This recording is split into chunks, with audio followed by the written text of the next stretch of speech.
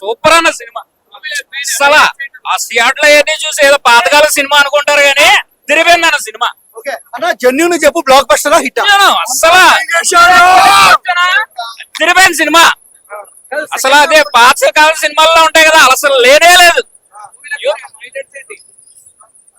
సీన్లు అన్న ప్రతి సీన్ హైలైట్, ప్రతి షాట్ అక్కడక్కడ గ్రాఫిక్స్ చిన్న తేడా గానీ తిరిగిపోయింది అన్న. అది అసలు నోటు ఇది తిరిగిపోయింది అన్న. అసలు అసలు అసలు అడగక్కర్లేదు.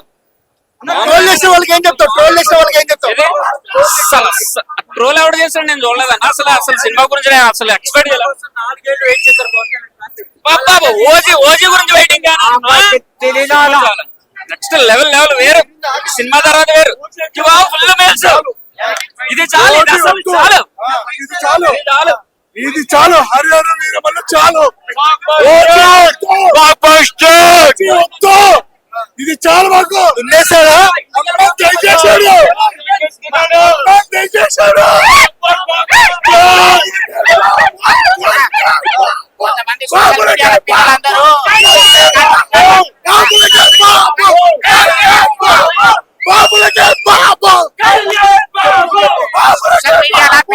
రికార్డు 100 కోట్ల షేర్ అంటారు కదా, 2 రోజులు ఆగమనండి మన రికార్డు అన్ని 1000 కోట్లు 1000 కోట్లు 2,000 కోట్లు అవన్నీ కాదన్నా.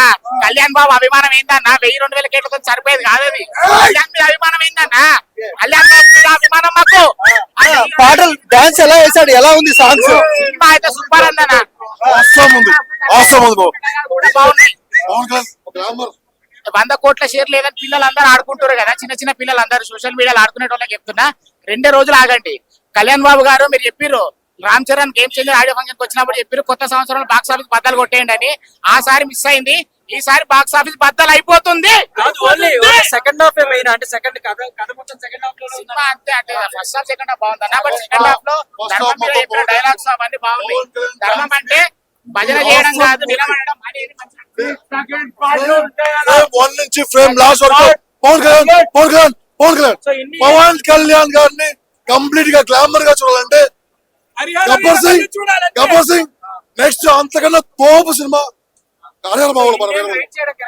అవసరం బ్రో, ప్రామిస్ అవుతాం కాదు.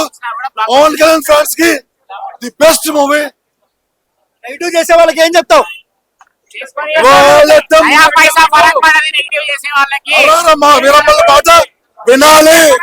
మాట వినాలి అంతే. వినకపోతే 11